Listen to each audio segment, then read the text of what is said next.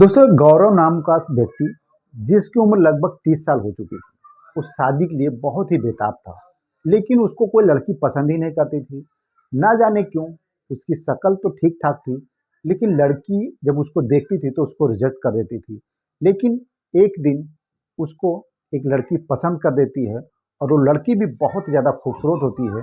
इस गौरव को समझ में नहीं आ रहा था कि इस लड़की ने मुझे कैसे पसंद कर लिया, और आखिर इसने मुझ में ऐसी क्या खूबी देख ली, तो इतनी उतावली है मेरे से शादी करने के लिए।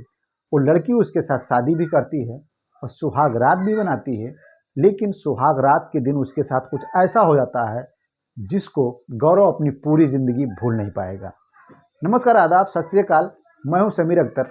आज की जो मैं इस कहानी में बताने वाला हूं, सच में बहुत ही मज़ेदार स्टोरी है। आप लोगों को इस स्टोरी को सुनकर बहुत ही ज़्यादा मज़ा आने वाला है।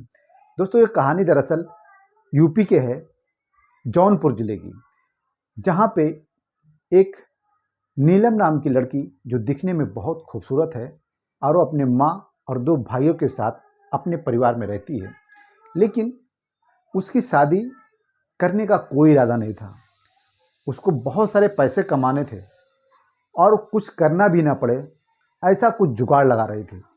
वो एक दिन अपने दोस्तों के साथ बैठकर बातें कर रही थी, तभी उसके मोबाइल में एक वीडियो आता है जिसमें लिखा था लुटेरी दुल्हन।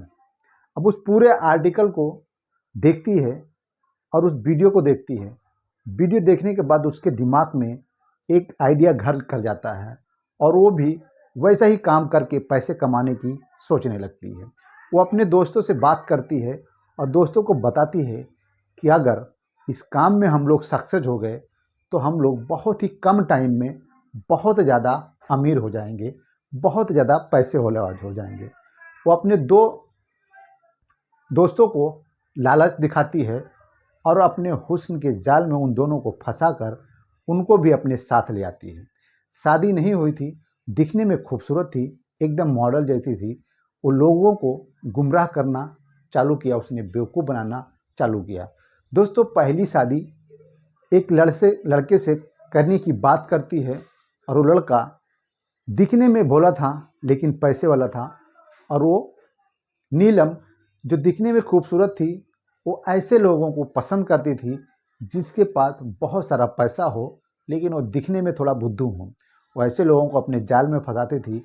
मार्केट में हो या चौक चौराहों पे हो, कोई अगर ऐसा पैसे वाला बंदा दिख जाता था जो कि कुंवारा हो, तो वो उससे नैन मटक्का करने से बाज नहीं आती थी। और अगर लड़का उसकी जाल में फंस गया तो लगभग उसका काम हो जाता था। ऐसे ही उसने कई लोगों को फंसाया और उनके साथ शादी भी की।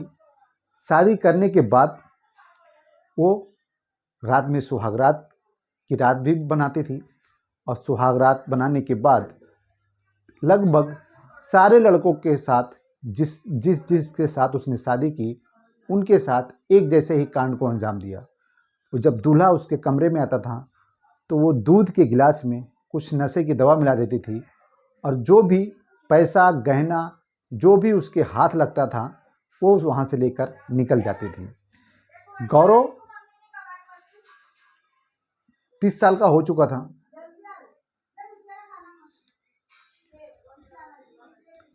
गौरव एक बहुत ही बड़े बाप का बेटा था, लेकिन किसी कारणवश उसकी शादी नहीं हो रही थी। लड़कियां उसको पसंद नहीं कर रही थी। तभी कैसे भी करके इस नीलम को पता चल जाता है गौरव के बारे में, और गौरव के आगे पीछे अपने आदमियों को लगा देती है और उसके साथ नैन मटक्का चालू कर देती है। कहीं ना कहीं गौरव एक दिन उसकी जाल में फंस जाता है, और फंसने के बाद गौरव नीलम को अपने घर पे अपने माँ बाप से मिलाने की कोशिश करता है। नीलम बेझिझक अपनी एक सहेली जो उसकी माँ का किरदार निभाती थी उस खेल में, और दो उसके फ्रेंड जो उसका भाई का किरदार निभाते थे, इन सब को लेकर गौरव के घर पर पहुंचती है। गौरव के रिटायर बुजुर्ग पिता उसकी फैमिली को देखते हैं, जो कि कपड़े लत्ते से बहुत ही अच्छे दिख रहे थे, बहुत ही बड़े घर के दिख रहे थे, लेकिन उनका काम था चोरी करना। वो उनकी फैमिली को पसंद करते हैं और अपने बेटे गौरव का हाथ उसकी लड़की को देने के लिए तैयार हो जाते हैं। दोस्तों इन दोनों की शादी होती है, बहुत ही धूमधाम से शादी होती है। गौरव बहुत सारे गहने अपनी बीबी नीलम के लिए बनवाता है, लेकिन उसको क्या पता था बीबी उसकी लुटेरी दुल्हन है। गौरव जब सुहाग रात पे कमरे में जाता है तो नीलम एक बड़ा सा गिलास दूध का लेकर आती है और गौरव को पीने के लिए बोलती है। गौरव उस दूध को पीने से मना करता है और सीधा नीलम के पास आता है, उसके साथ मौज मस्ती करने की बात करता है। नीलम अब मना करे तो करे कैसे, लेकिन नीलम बोलती पहले तुम दूध पी लो, दूध पीने के बाद जो भी करोगे सब कुछ तुम्हारा ही तो है, अब मैं पूरी ज़िंदगी तुम्हारी ही तो हूँ।